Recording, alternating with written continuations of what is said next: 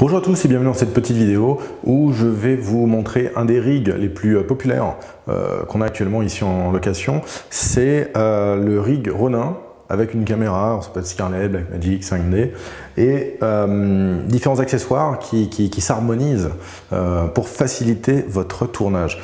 On a tous ces accessoires qui sont là, on a du Follow HF bien sûr, on a un écran de retour, on a un transmetteur vidéo sans fil. Plus un petit moniteur pour le réal, la script ou le client, tout simplement. Alors, je vous montrerai rapidement comment tout ça s'assemble. On a tout un tas de câbles et de batteries qui se trouvent ici sur le côté, dans lequel je vais venir piocher. On va essayer de garder évidemment la configuration la plus légère possible, parce qu'il ne faut pas oublier que derrière la caméra, il y a un homme et que c'est pas forcément Steve Austin. Donc, on va essayer d'avoir le truc le plus léger possible.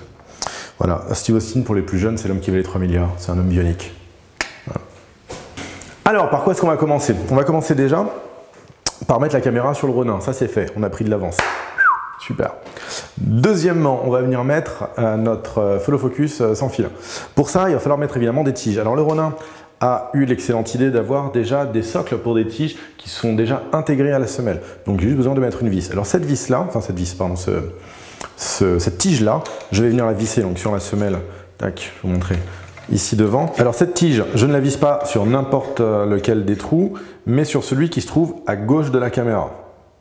Pourquoi? Puisque dans la mesure où je vais venir mettre un moteur de ce côté-là, si le moteur a tendance à partir légèrement vers l'arrière, au moins il ne va pas dévisser la vis, il va la visser. Donc c'est-à-dire que la tige ici ne bougera pas. Si c'était de l'autre côté, évidemment quand le moteur part en arrière, il aura tendance à dévisser la vis et il y aura beaucoup plus de risque de décrantage. Donc voilà, une fois que ça c'est fait, je vais venir mettre mon moteur. Alors ce moteur, qu'est-ce que c'est? C'est un moteur Cynégir d'un Follow Focus que ma foi c'est assez récent, qui est sorti dans le courant de l'année dernière. Oula, attention bébé, bouge pas trop. Hop. Et quelle est sa particularité? Il a un truc qui est vraiment super pour ceux qui se destinent à utiliser des stabilisateurs brushless, c'est que il n'a pas besoin de base station. La base station, comme on dit en France. Qu'est-ce que c'est la base station? C'est ce boîtier qui sert de récepteur en fait pour les ondes de la télécommande et qui sert également de contrôleur pour le moteur. Donc ça nous fait un boîtier, si vous voulez, entre la télécommande et le moteur. Là, le Cynégir en fait a directement intégré sa base station à l'intérieur de son moteur. Donc ça veut dire moins de câbles. Et ça veut dire aussi quelque chose de plus léger. Mais surtout, ça veut dire moins de câbles. Et ça, c'est bien quand on essaie d'avoir une ergonomie la plus légère possible et la plus fluide possible. Quand on a besoin de faire des mouvements avec le Ronin, si on a des câbles qui se baladent dans tous les sens, bah, je vous assure, ça nuit gravement à la santé de vos mouvements. Donc, on a ici notre moteur accompagné de sa base station. On va venir tout de suite l'alimenter. Il s'alimente tout simplement en D-tap avec un petit Lemo de pin. Donc, ce D-tap, où est-ce qu'on va le brancher? Pour ceux qui connaissent déjà le Ronin, vous savez qu'ici, caché juste là, vous avez une prise D-tap. Donc, on va tout simplement venir brancher notre alimentation en dessous ici. Voilà. Tac, hop. Et ça, là. Alors pour éviter que le câble ici qui est relativement long, vu qu'il fait 8,50 m, un petit peu moins, pour éviter qu'il se décroche et qu'il pendouille en plein tournage, en fait je vais le scratcher. Pour ça je vais utiliser tout simplement, hop, une bête bande de velcro comme ça. Donc je vais le passer ici autour de mon moteur. Et ce velcro a comme unique but d'empêcher le câble de se libérer pendant le tournage. Voilà, donc on a un truc qui est relativement propre, tout va bien, ça empêche nullement de reculer ou d'ajuster le follow focus si on est amené à changer d'optique. Le follow focus restera alimenté par le boîtier qui se trouve ici en dessous. Sachant que cette prise d'étape est alimentée par la batterie du Ronin, qu'on mettra d'ailleurs juste après pour alimenter notre système. Le truc, c'est que quand il n'y a pas de batterie, le follow n'est pas alimenté. Voilà. Juste le truc à savoir. Très bien, maintenant qu'on a mis notre follow focus, la télécommande, on va pouvoir la mettre de côté, on s'en servira tout à l'heure pour faire nos petits réglages si on a 5 minutes. Alors, l'autre chose importante, évidemment, d'ailleurs c'est primordial, à moins d'avoir la vision d'un moine aveugle, c'est d'avoir un retour écran en fait, tout simplement pour le cadreur. Parce que sinon, c'est quand même vachement plus dur de cadrer. Donc, nous, qu'est-ce qu'on va utiliser? On va simplement utiliser le Red Pro Touch, donc l'écran de la caméra. Il est tactile, ça nous servira en même temps à faire les réglages de la caméra. Ça nous permet de ne pas utiliser la poignée de la cam, et donc du coup d'économiser un petit peu de poids. C'est pas grand chose, mais 150 grammes par-ci, 300 grammes par-là, 20 grammes ici, machin. Ça joue finalement en fin de journée sur les bras de l'opérateur. Alors pour accrocher l'écran sur le système, je vais tout simplement utiliser une petite ball head qui se trouve ici. Je vais l'accrocher sur le porte-accessoire fourni avec le Ronin, et pour faire la jonction entre les deux, je vais mettre un bête adaptateur mâle-mâle au pas du congrès. Donc je viens le visser tout simplement sur ma tête ici, hop, et je viens le visser sur mon porte-accessoire là. Voilà. Ensuite, je viens visser ça en dessous de mon écran. Hop. Voilà. Et je vais pouvoir venir accrocher mon système juste là. Alors quelque chose que j'aime bien faire, c'est mettre la tête, non pas devant le cadreur, mais plutôt au-dessus, le plus possible au-dessus de l'objectif. D'accord? Donc, ça me permet d'éloigner légèrement l'écran. Et quand des fois vous vous retrouvez à devoir cadrer avec la caméra un petit peu trop proche de vous, il vaut mieux que votre écran parte sur le devant, qu'il parte sur l'avant et qu'il se retrouve après dans l'œil du cadreur. Voilà. On peut faire des accidents. N'importe quoi. Ok, donc la ball head va me permettre de repositionner facilement mon écran, et ce, quel que soit le type de position que je décide de prendre avec mon Ronin. Si je suis à l'endroit ou inversé, voilà, je vais pouvoir repositionner mon écran en 2 secondes, ça c'est le top. Alors, pour accrocher l'écran, ça c'est facile. Maintenant, pour relier l'écran à la caméra, alors qu'est-ce qu'on utilise? Un câble, bien sûr. Donc le câble de base que tout le monde a généralement avec les Scarlett, les Epic et consorts, c'est des petits câbles, c'est du 20 ou 30 cm. Là, il nous faut un petit peu plus de débattement, et donc du coup, on va utiliser un câble qui est légèrement plus grand, que je vais venir brancher ici, hop, et que je vais venir mettre, tac, juste là.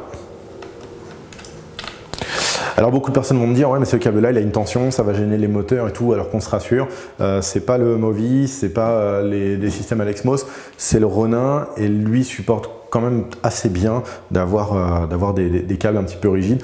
Il a des moteurs assez permissifs, donc ça va pas vraiment me gêner, même si c'est vrai qu'au final ça crée une tension, mais là ça va. Alors maintenant qu'on a mis notre écran pour le cadreur, il nous faut ensuite un écran pour le pointeur, ou le réal, ou le client, ou le script, ou qui qu'on veut qu'il regarde. Voilà. Pour ça, il y a plusieurs façons de pouvoir envoyer le signal en mode sans fil. Nous, on a choisi la technique Arrow de Paralinx, qui est du HDMI. Alors, comment est-ce que ça marche? On pourrait, si on voulait, le mettre tout simplement sur la prise HDMI à l'arrière de la caméra. Honnêtement, je vous les conseille, puisque 9 fois sur 10, de toute manière, ça va taper dans vos mouvements et ça risque de complètement défoncer la prise du Arrow. Donc, c'est mieux de le déporter. Pour nous, on a décidé de se le mettre ici, juste là. J'ai déjà préparé un petit morceau d'adhésif. Ça marche aussi avec du scratch ou alors sinon avec un morceau de gaffeur. C'est probablement d'ailleurs ce qu'on fera, nous, pour mettre l'émetteur en sécurité, de rajouter un petit morceau de gaffeur par-dessus. Donc, du coup, on récupère le signal HDMI de la caméra avec un câble HDMI, tout simplement. Alors, il y a différents types de câbles qui existent. On peut prendre des câbles, des rallonges HDMI, vous savez, avec un mâle et une femelle. Nous, ce qu'on utilise, c'est un câble très très léger, très souple, très très fin, vraiment très fin. Je suis sûr que... Oui, mais non. Ça pourrait, mais... Non. Donc ce câble là, qui est très fin, mais aussi très fragile, mais surtout très souple, et en plus très léger, on va venir tout simplement se l'accrocher ici, tac, derrière la caméra, et on va venir le mettre sur l'émetteur. Sauf que c'est un mâle et ça c'est un mâle. On va me dire, En 2015, c'est bon, quoi, c'est fini les préjugés. Sauf que là, vraiment, ça marche pas en fait. Donc il nous faut faire comme dans les films et mettre un truc entre les deux. Donc on va mettre simplement l'adaptateur, hop, un petit raccord HDMI. Voilà. Ça, on va venir le poser ici.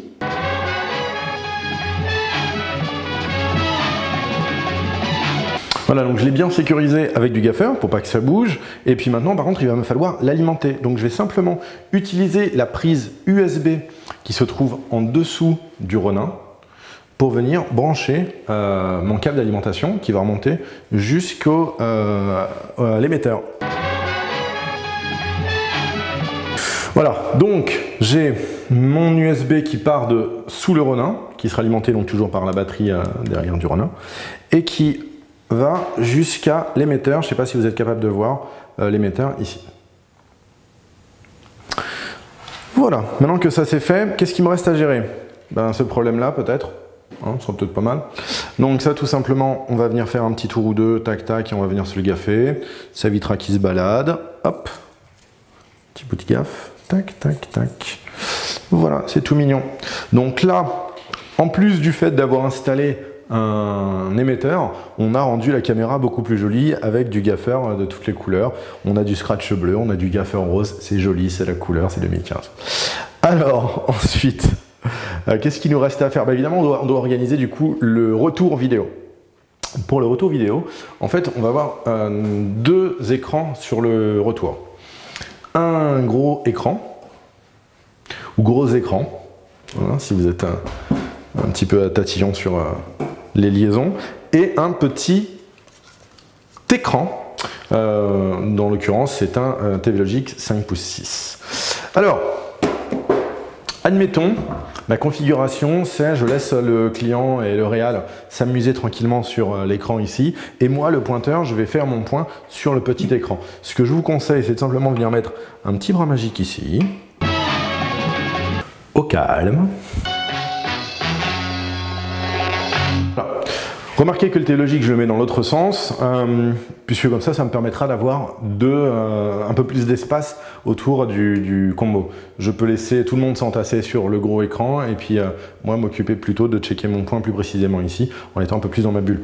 Alors, j'utilise du coup maintenant mon récepteur. Mon récepteur, lui, il va falloir évidemment que je le branche en HDMI. Donc, tac. Et je vais faire entrer la prise HDMI sous mon TV Logic.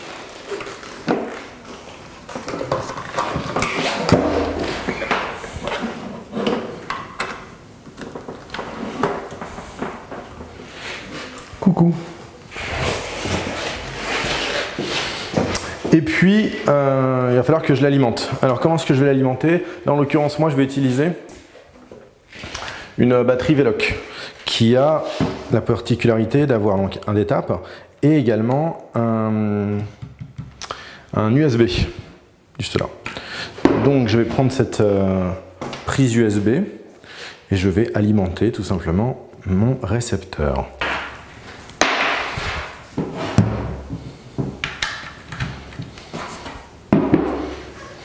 Voilà, donc on a bien branché le Haro à notre écran TV Logic. Maintenant, on va brancher le TV Logic sur notre combo retour.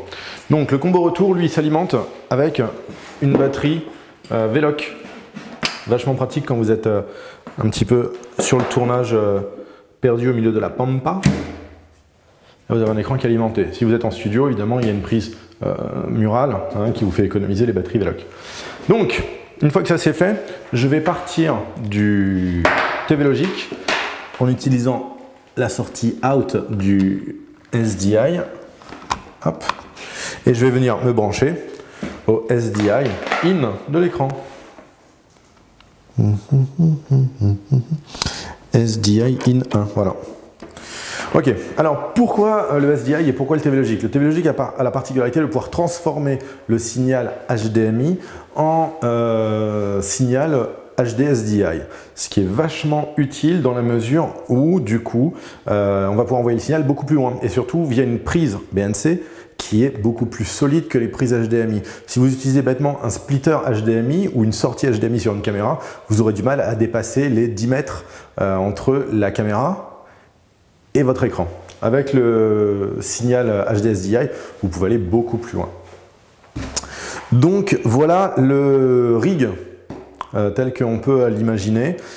Il reste cependant une dernière question qui se soulève, c'est comment alimenter la caméra. Parce qu'actuellement la caméra n'est pas alimentée du tout. Alors on a deux options. Ou bien on décide d'utiliser la batterie arrière du Ronin pour power la caméra. Pour ça on utilise tout simplement ce type de câble là qu'on vient brancher ici derrière au DC in de la cam. Tac. Et là on récupère du d'étape et on peut utiliser la prise d'étape qui se trouve à l'intérieur, là ici, là, juste à l'intérieur sous la caméra. Mais évidemment en faisant ça, honnêtement, on va tuer complètement l'espérance de vie de nos batteries derrière, il va falloir qu'on en change régulièrement et c'est pas le plus fou, mais pourquoi pas? Pourquoi pas? Certaines personnes aussi utilisent des petites batteries Red Volt qui mettent à l'intérieur de la poignée ici. Pourquoi pas? Ça va vous faire un petit peu plus de poids que sur votre caméra que ce que vous voulez, mais bon, ben tant pis. Et puis moi par contre, je suis partisan d'une autre solution qui est tout simplement utiliser donc ce câble là, mais via une rallonge d'étape. Tac. Venir accrocher une batterie tierce en d'étape, typiquement une Veloc, qu'on viendra mettre ou bien dans le sac à dos du cadreur, ou bien tenu par un assistant sur le côté. Et du coup, ça laissera le Ronin le plus léger possible pour votre opérateur. Et ça, c'est pas mal. Alors, ça ne marchera pas, évidemment, si vous voulez faire passer la caméra à travers une fenêtre ou au-dessus d'un grillage, ça va commencer à être un peu compliqué. Mais 99% du temps, moi, c'est la solution, je trouve, qui fonctionne le mieux. Alors, pour montrer que ça fonctionne bien, on a branché la caméra, on a mis la batterie, voilà, tout marche très bien. On a activé la conversion HDMI vers SDI sur le moniteur TV Logic. Donc là, je vais pouvoir effectivement faire mon point. Je ne sais pas si pour vous c'est très flagrant. Admettons, je fais, hop, on va s'ouvrir un petit peu le diaph, je suis à max, super. Donc, je vais pouvoir faire le point sans aucun problème. Flou, net, flou, net, super.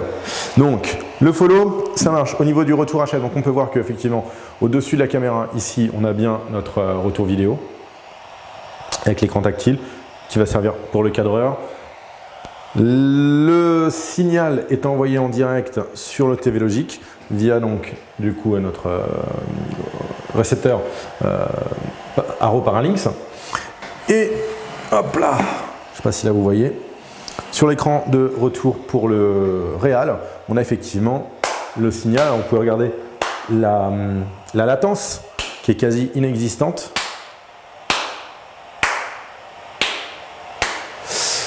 Donc c'est aussi un moyen de pouvoir contrôler, si vous voulez, avec une tierce personne et une télécommande, de contrôler les mouvements de la caméra, vu que y a quasi zéro délai. Donc voilà.